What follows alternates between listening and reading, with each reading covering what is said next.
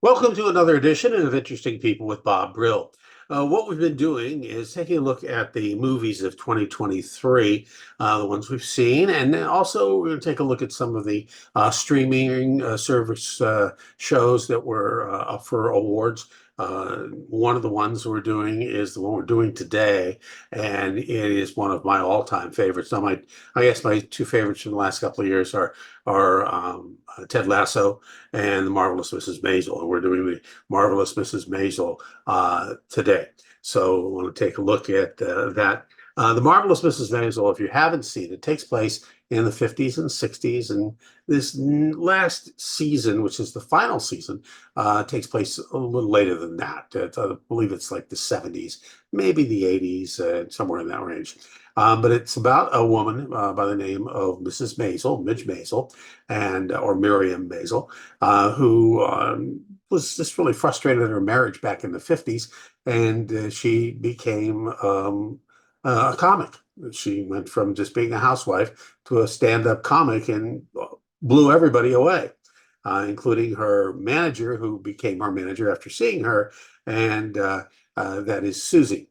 Susie, who is right here in the picture, and this is Miriam Maisel. Miriam Maisel is played, the Marvelous Mrs. Maisel, is played by Rachel Brosnahan, and Alex Bornstein, who sort of came out of nowhere with this series. It plays her manager, Susie. Also stars Tony Shalhoub and a host of other characters. And the interesting thing about it is that I found out along the way, the woman who plays her mother, and her name slips by me right now, but was also the very first ex-wife on Two and a Half Men of John Cryer. So that's just a little bit of trivia.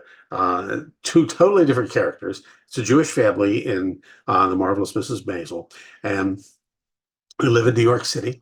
And basically, the first several seasons, the first season was just absolutely stunning, just blew everybody away. Now, some folks thought that the following seasons weren't as good. I believe they were. The last season, as tremendous as it is, was rushed. It felt rushed. And it felt like the writers, who were brilliant, by the way, who got in, who created a husband and wife team, who created this series. Um, it felt like you had to get everything in the last season, and of course you had the pandemic and everything else too. People's other jobs coming up, and there was probably a lot of reasons. But usually, when you do write, and I'm a writer myself, so when you do write a series, that last season, especially if it's maybe unexpected, um, and you have to wrap things up, can sound and look rushed. And I think the last season of Maisel was exactly that. It was great. Believe me, it was a very good, and it had to wrap up. You had to see where they went in later years and what they did in their lives. But it moved forward, very much forward.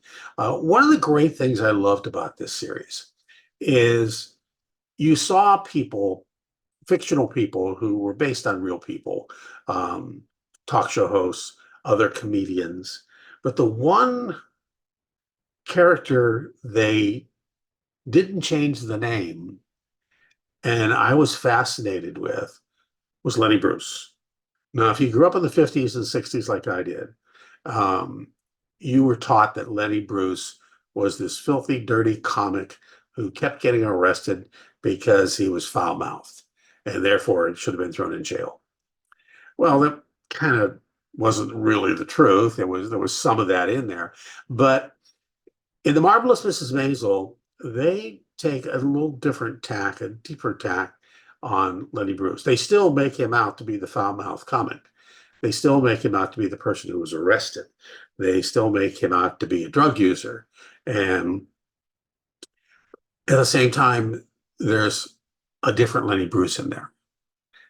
And I think the character of Lenny Bruce throughout the series, and Midge Maisel's relationship with him, professionally and personally, as well as socially, is a key part. But the main thing is her relationship with her family, very uptight family when it came to her career, and also her relationship with Susie, who was her manager. And I think her and Alex Bornstein um, were just fantastic. And I think Rachel Brosnahan will always, always be associated with The Marvelous Mrs. Maisel. And that's not a bad thing, because The Marvelous Mrs. Maisel was a tremendous series. If you have not seen it, binge it. Go back to season one, and you'll even see a friend of mine in a background role back in there, which was kind of cool. But that's Joe Rashbaum. You won't see his name in the credits, but hopefully you will at some point in some other stuff. It's a great, great, tremendous series.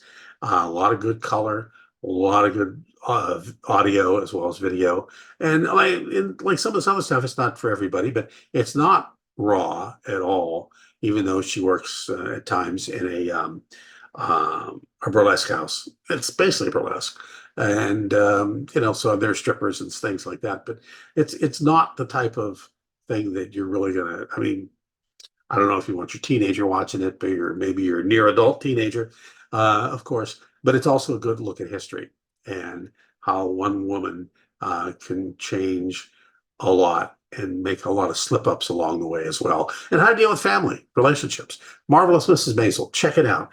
It's definitely worth the top of the line when it comes to stars or points or numbers, whatever you want to do. We'll have more for you. Keep checking back with it's on our YouTube channel, the Bob Brill YouTube channel, and of course on our podcast, which is Strictly Audio, and that is Interesting People with Bob Brill. Thanks again.